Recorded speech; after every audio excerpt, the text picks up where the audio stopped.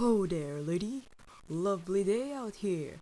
Would you care to hear about an opportunity for work? I already have work here, sir. Well, I'm offering you something much better. You see, a factory will open soon nearby, and we are looking for hard-working folks like you to be part of our team. We offer fair pay, good benefits, and workshops that will improve your team building and time management skills. We have so much more, but by God, there's just so much that I can't list everything from the top of my head. I don't know. I can't leave my home even for a bit. My uncle is alone, and he needs help in the farm. I believe your contribution to the workforce will help your uncle and the farm. We promise a steady flow of income to support you, even through the dry seasons.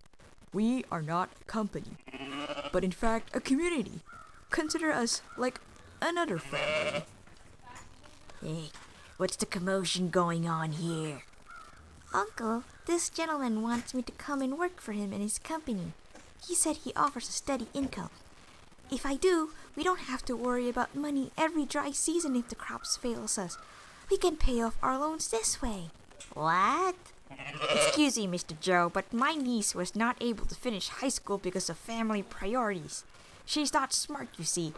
I'm not sure what kind of contribution she is going to give towards the company other than cleaning and cooking and making sure the crops are good.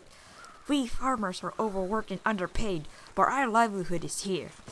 My dear, if you go, who will tend to the farms? Who will watch over the house while I'm out doing business meetings and other business meetings? Who will cook and clean and help me with the crops, feed the cows? You know we can't afford to pay for a maid to do everything, nor can we afford to get more farm hands.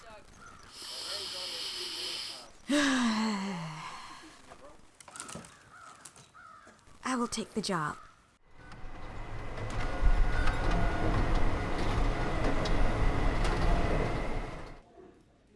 This isn't right. She's being exploited along with all other women in this sweatshop. 16 hours a day, 6 days a week, and only $13 per day. And she's put to work in extreme conditions, no safety equipment, and is uncomfortable positions. There are no benefits, and the girls barely socialize with each other, and they are often punished and physically and verbally abused. The turnaround rate is high when the workers do not reach their set daily goal. I cannot imagine what the morale is like for them.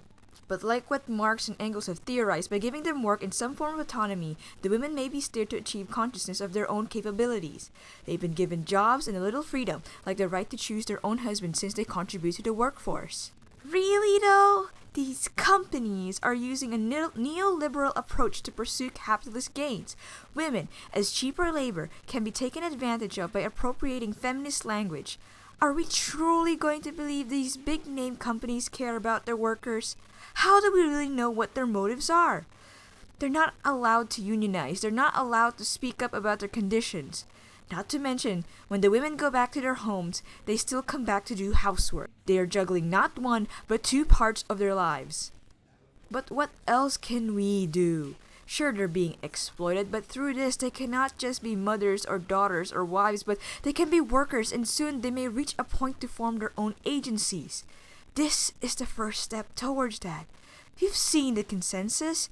They may be subjected to these conditions, but you're also failing to realize that women do have the power to choose, and we are criticizing their choice of preferring to work in these sweatshops instead of unpaid labor in the farm. Their contribution leads to the economic stability of their own countries. And yes, they're actually given the tools and the skill set to actually fight back patriarchy. Well, cheap labor equals cheap prices on the goods. What are we to say when we benefit from their labor after all?